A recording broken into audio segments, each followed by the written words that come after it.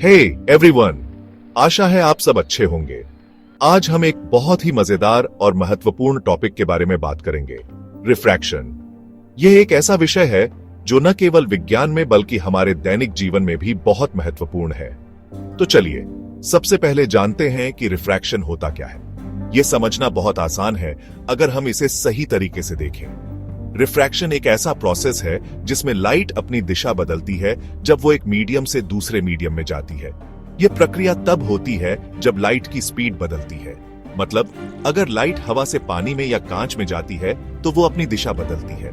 यह बदलाव लाइट की स्पीड में परिवर्तन के कारण होता है। अब आप सोच रहे होंगे ऐसा क्यों होता है। यह जानना बहुत दिलचस्प है। चलिए इसे एक आसान एग्जाम्पल से समझते हैं। उदाहरणों के माध्यम से समझना हमेशा आसान होता है। मान लीजिए आप एक स्विमिंग पूल के किनारे खड़े हैं और पानी में एक छड़ी डालते हैं। यह एक बहुत ही सामान्य उदाहरण है। आपको लगेगा कि वो छड़ी मुड़ गई है। यह एक ऑप्टिकल इल्यूजन है जो रिफ्रैक्शन के कारण होता है।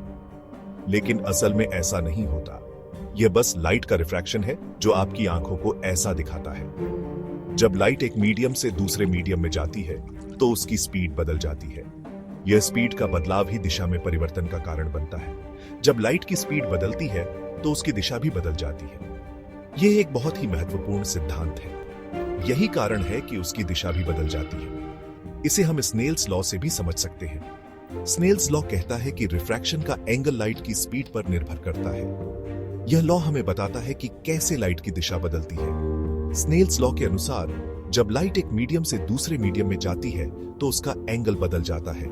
यह एंगल लाइट की स्पीड पर निर्भर करता है। एक और मजेदार बात जानते हैं, रिफ्रैक्शन की वजह से ही हमें इंद्रधनुष दिखाई देता है। रिफ्रैक्शन की वजह से ही हमें इंद्रधनुष दिखाई देता है।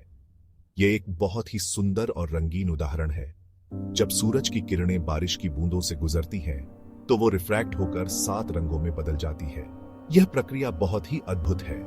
ये 7 रंग हमें इंद्रधनुष के रूप में दिखाई देते हैं। यह एक प्राकृतिक चमत्कार है। क्लासरूम में एक्सपेरिमेंट के दौरान भी आपने यह देखा होगा कि कैसे प्रिज्म से गुजरने के बाद लाइट के अलग अलग रंग दिखाई देते हैं। यह भी रिफ्रैक्शन का ही एक परिणाम है। यह भी रिफ्रैक्शन का ही एक परिणाम है। प्रिज्म के माध्यम से लाइट का विभाजन एक बहुत ही रोचक प्रक्रिया है। तो दोस्तों, आज हमने सीखा कि रिफ्रैक्शन क्या है और कैसे काम करता है। यह एक बहुत ही महत्वपूर्ण और रोचक विषय है। अगली बार जब आप स्विमिंग पूल में जाएं या इंद्रधनुष देखें तो आपको पता होगा कि यह सब रिफ्रैक्शन का जादू है। यह जानना बहुत ही मजेदार है। अगर आपको यह वीडियो पसंद आया हो तो लाइक करें, शेयर करें और सब्सक्राइब करना न भूलें। इससे हमें और भी अच्छे वीडियो बनाने में मदद मिलेगी। और हाँ, कोई सवाल हो तो कमेंट में पूछ सकते हैं। धन्यवाद।